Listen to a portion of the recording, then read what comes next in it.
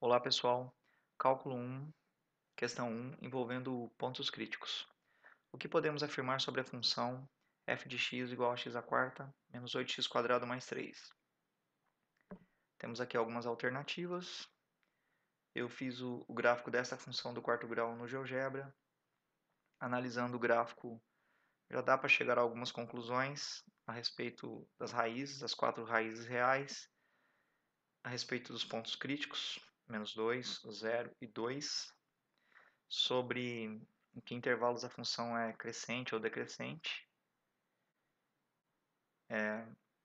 Já dá para perceber que menos 2 e 2, menos 2 e 2 são pontos de mínimo, ou seja, são pontos em que a função f assume valor mínimo e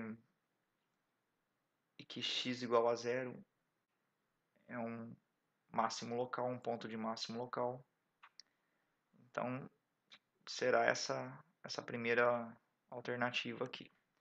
Mas vamos detalhar mais utilizando as derivadas e analisando o comportamento dos gráficos da derivada primeira e da segunda derivada.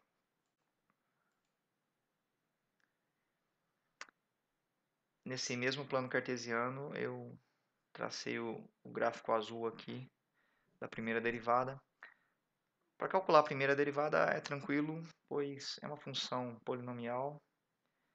Então basta descer esse 4 aqui multiplicando o x, elevado à terceira diminui uma unidade aqui no 4.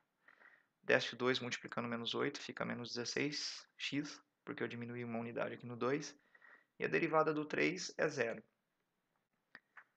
As raízes da função derivada, da primeira derivada, as raízes são esses pontos menos 2, 0 e 2.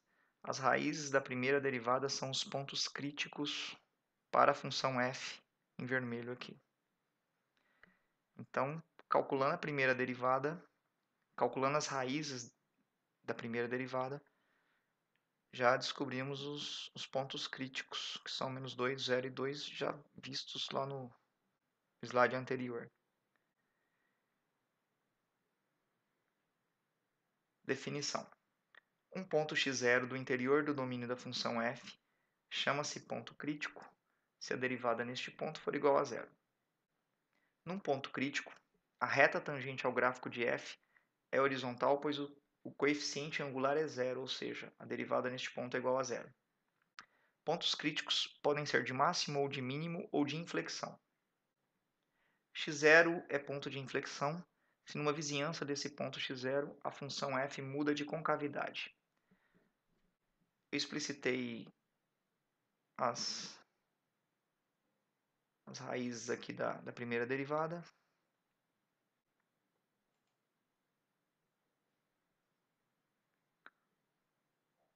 A função f é decrescente para os valores atribuídos a x que fazem a primeira derivada ser negativa, ou seja, a função f é decrescente para a derivada menor do que zero, derivada no ponto x menor do que zero. Temos aqui o intervalo em que a função f é decrescente para x pertencente a essa união de intervalos. Para valores menores do que menos 2, olhando para o gráfico azul aqui, valores menores que menos 2, o y da função azul é negativo.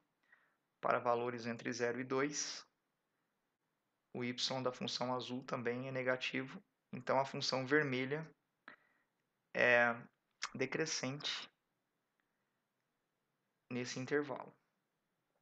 A função é crescente para os valores atribuídos a x que fazem a primeira derivada ser positiva.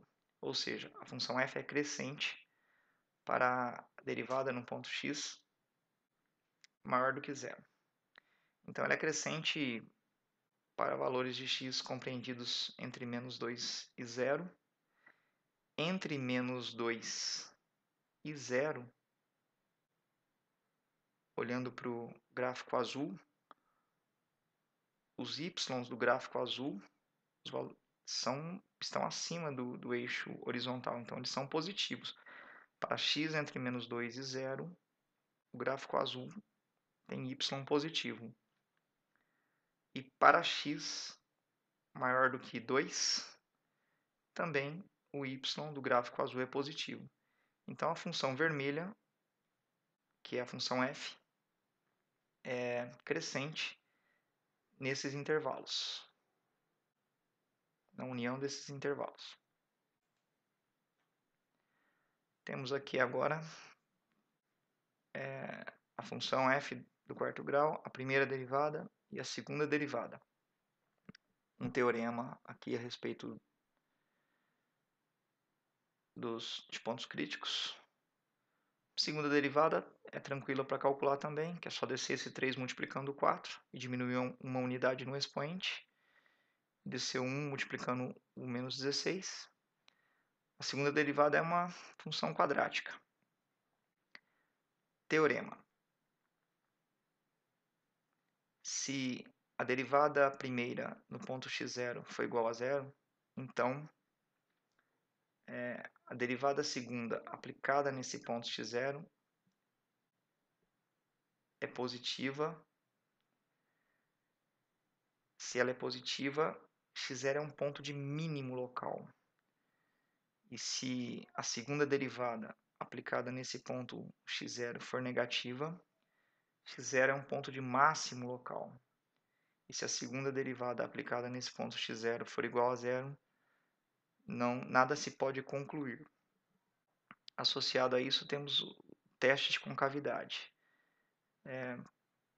A segunda derivada num ponto x, se ela for maior que zero, o gráfico de f tem concavidade voltada para cima.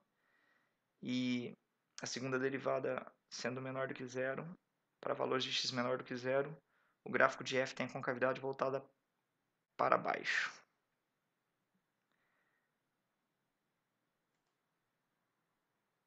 Então, voltando ao teorema do slide anterior,